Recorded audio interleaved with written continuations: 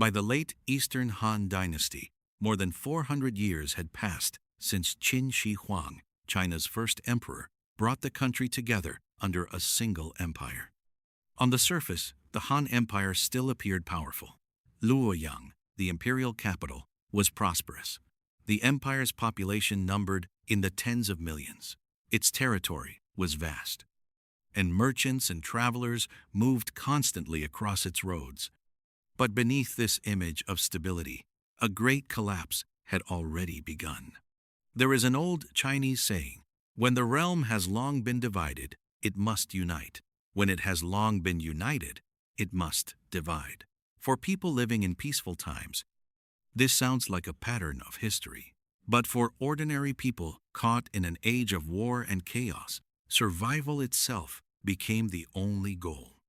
At the time, the imperial court had long been controlled by powerful relatives of the emperor's family and by palace eunuchs.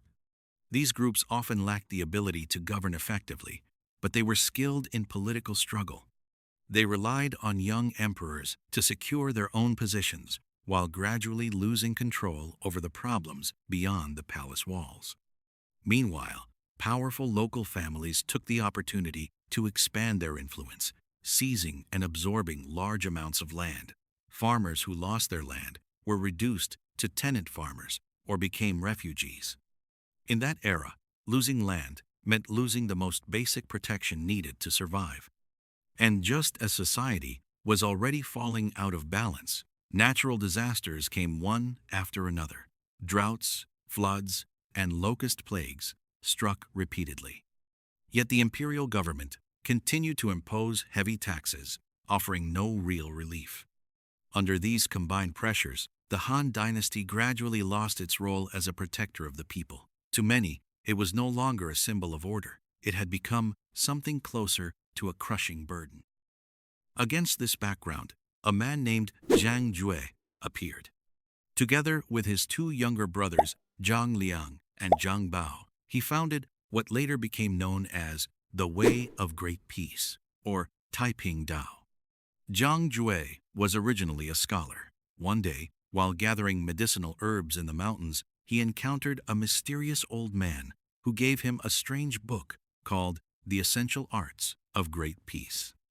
This book grants Zhang Jue the power to summon wind and rain, heal the sick with talismanic water, and perform spells, giving him a mystical presence. Zhang Jue later became a wandering Taoist healer.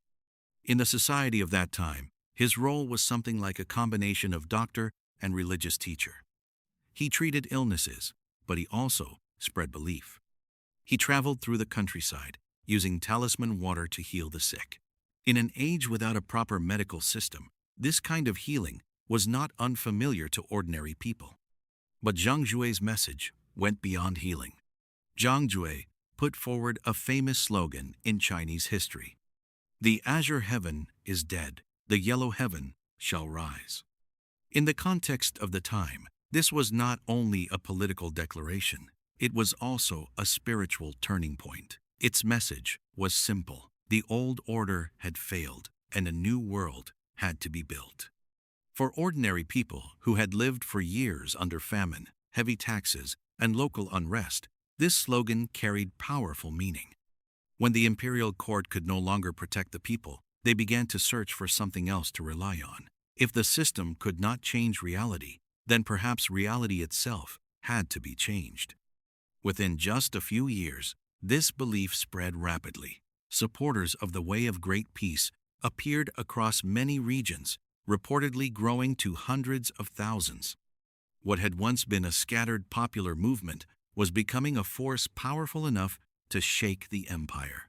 In 184 AD, the Yellow Turban Rebellion broke out. The rebels wrapped yellow scarves around their heads, which is why they became known as the Yellow Turban Army. In the belief system of the time, especially the theory of the five elements, the color yellow symbolized a new heavenly mandate. The yellow scarves themselves became an open challenge to the old order. The rebellion quickly swept across northern China, and many local governments fell into chaos. For an empire that had operated for hundreds of years, the unrest came suddenly and spread with alarming speed. Even more seriously, the deep structural problems of the Eastern Han were now fully exposed. Control between the imperial court and the local regions had gradually broken down. The central government could no longer respond effectively to a rebellion on this scale. Under these circumstances, the court was forced to make a crucial decision.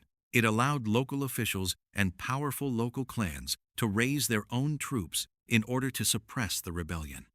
At first, this seemed like an emergency measure. In reality, it changed the entire power structure of the empire.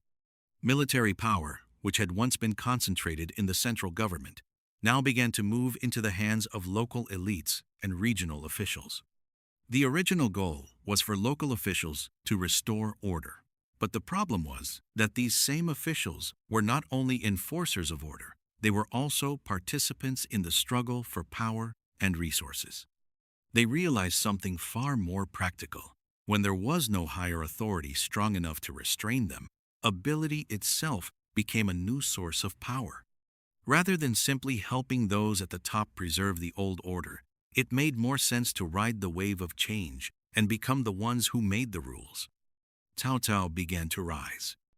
Sun Jian led troops into battle. Yuan Shao and Yuan Shu also rapidly expanded their own influence. Meanwhile, in Yuzhou in the north, the Yellow Turban forces were advancing fiercely. Faced with this threat, the regional governor, Yuan, had no choice but to urgently recruit volunteer troops. A recruitment notice was posted in the streets. It did not attract sons of great noble families. Instead, it drew in 3 men who, at the time, seemed completely unremarkable. One made a living selling straw sandals. One was a fugitive warrior. One was a strong local man who sold wine and butchered pigs.